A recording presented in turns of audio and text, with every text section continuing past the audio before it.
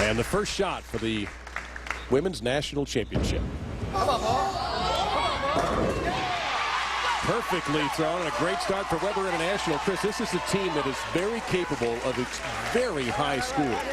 Absolutely. You know, my wife picked McKendree as her favorite, but Weber, I think, is my favorite. And it really will hinge, I believe, on Ashley Galante. She's been on Junior Team USA a few times. She was on a national championship team for Pikeville 2 years ago. She's really struggled, but she looked like she got her rhythm back. If she starts striking, this Weber team is really dangerous.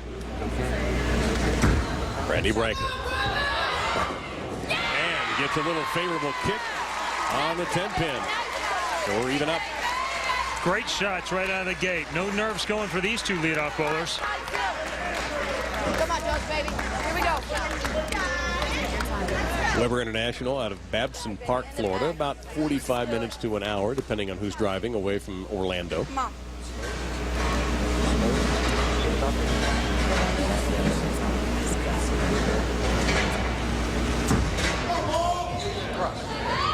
Crosses over and could have been a lot worse. Instead, just the 6-pin standing for Jocelyn Leon. Relatively easy spare. Although spares have given this Weber team a little bit of trouble throughout this competition. As many strikes as they've thrown, they've been extended a lot more games than McKendree has been. Well, that's the interesting factor here. McKendree only had to play 27 games and going 4-0. While Weber had to play 41 games.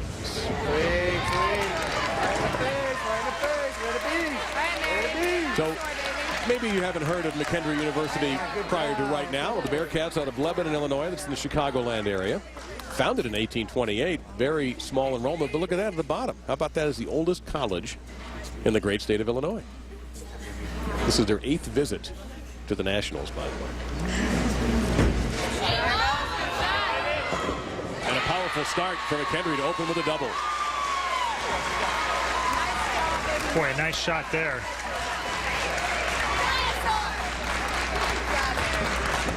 Mary has a tendency to push it away a little bit to the right, but she gets it back in line most of the time. Really good at putting it on line, and that's a great start for this McKendree team. I think they had to come out early and often. I think they're the best team in this tournament on the fresh. Deep breath for Katie Thornton, freshman. And mixes them up. Well, Chris, what are we bowling on in this match? Well, this week, all the competitors are playing on a 40-foot-long sport-compliant condition. The men earlier played closer out to this range, out around 5, 6, 7, 8. The ladies will play around the 11th, 12th board and keep it pretty square to the pocket, much like you saw Ronnie Sparks play in the opening match.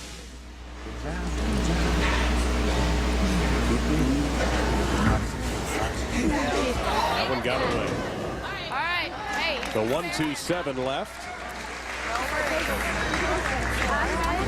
Well, and as we just talked about, the girls are playing around 10, 11. This one crosses around 8.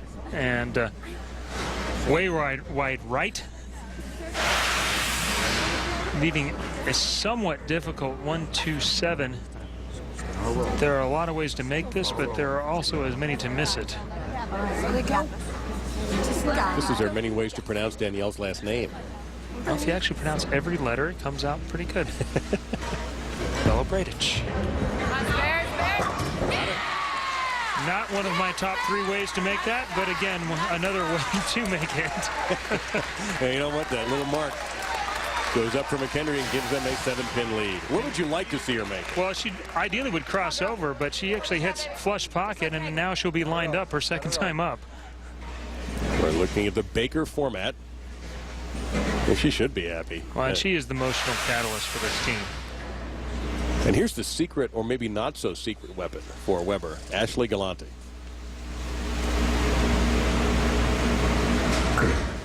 Go left. Go left. Yeah. And crosses over to Brooklyn and gets the strike. The key, Brooklyn, for the double. Your favorite shot. Ashley Galante, a national champion when she was in Pikeville a couple of years ago.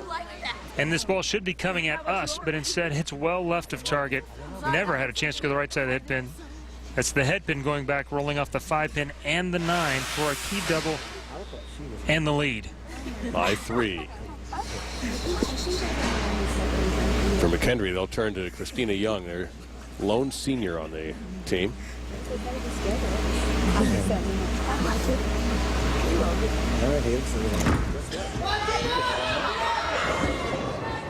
And she'll have the 2-8 to stare at. Young considers herself kind of the team mother. As the only senior, she feels like she's the one that somebody needs to talking to. She'll do it, but she also is very quick to credit her teammates that they'll do it for her if she needs to be picked up. And what she'll have to do here is she'll have to hit the inside right of the 2-pin and where the ball hitting both pins ideally. It's got to hurry. So an open for McKendree has opened the door for Weber International and given them a 16-pin lead. And another weapon for Weber is Haley Beavis, a grad student actually from Southampton, England. And if she gets going, she is like Reggie Miller at the foul line in the last minute of the game. She's been unbelievable this tournament. She's struck in the 10th no less than 7 times to win games for Weber International. Come on, ball. Come on, ball. We're used to that sight. We've been watching her for 2 days, and it's rare to not see her strike. And that's what makes Ashley such a key there. They had a strike in the 3rd. Ashley does get the lucky crossover strike in the 4th, and now it's turned into a triple. And instead of being 4 or 5 pins ahead, now they're up by 26. And that lead went from 3 to 26 rapidly. So now Lori Hankin. It's a big ball here. Lori Hankin, a sophomore out of Oregon City. It's a long way to go from Oregon City to Lebanon to El Paso, but Lori Hankin comes up with a big strike the Bearcats had to have. But right now it's Weber International in front by 26.